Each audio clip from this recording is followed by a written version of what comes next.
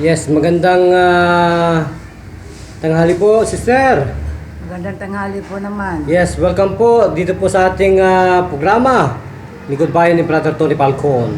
Ang CBS DWAD 1098 kHz Museum. Ano po ang tinawag at talaga pong na-welcome kayo ng gusto, na pagkatiwalaan at nagkaroon po kayo ng masidhing simpatya upang pong subukan ang aming pong Lingkod Bayan ni Brother Tony Falcon. Ano pong naging sakit? Dati po, ang paghinga ko, pag sumakit tagos hanggang likod. Tagus po hanggang likod ang sakit. So nasaan na po ngayon niya ang sakit sa likod at sa dibdib? Wala na po akong nararamdaman na isa huminga ako na may nasabit na medyo nakaramdam po ako na naging maayos ako. Kaya maraming salamat po sa Panginoon at sa programang Lingkod Bayan po. Lingkod Bayan ni Tony Falcon.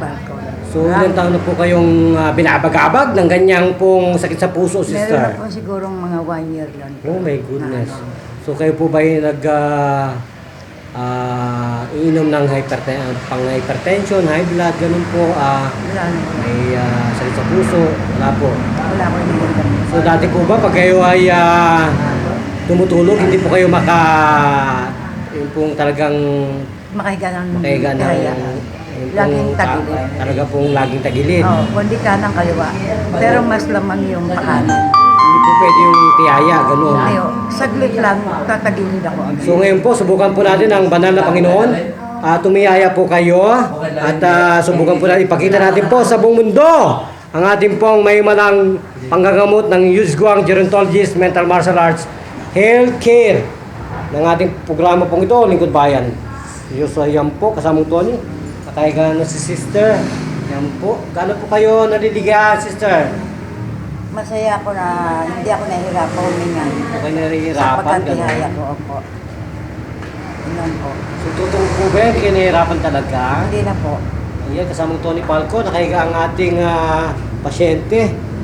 So, brother, magandang hapon po sa inyo. Magandang hapon Ano din, po ang nasasaksihan ninyo? Kayo po ba'y naniniwala sa banal at makapangyarihang Diyos? Siyempre, Dito po sa ating buhay.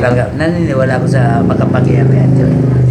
At nakita ko na medyo napatunayan ko na sa sabi ng kapatid namin dito sa Lima na malaking pinagbabago sa kanyang karamdaman. O yan po, ang ating programa, Lingkod Bayan, na nasasaksihan po ng ating buting lingkod, na ating host at kapitag-pitagan, Brother Tony Falcon.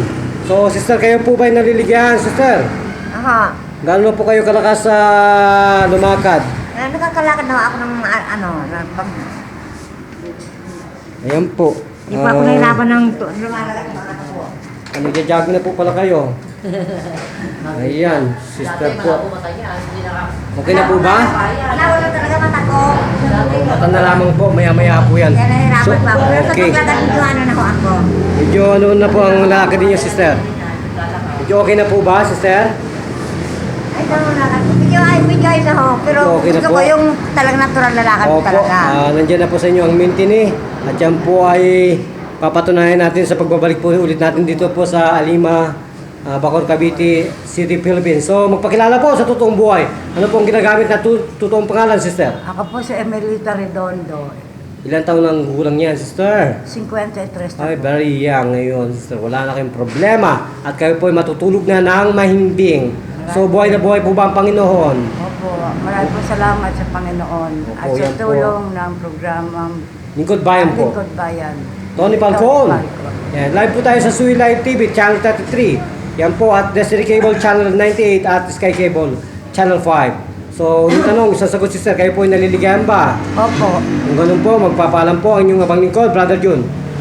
Nagbabalita para sa Lingkod Bayan, News AM, bida kasamang Tony Falcon. Thank you, Master Kasama Bayan.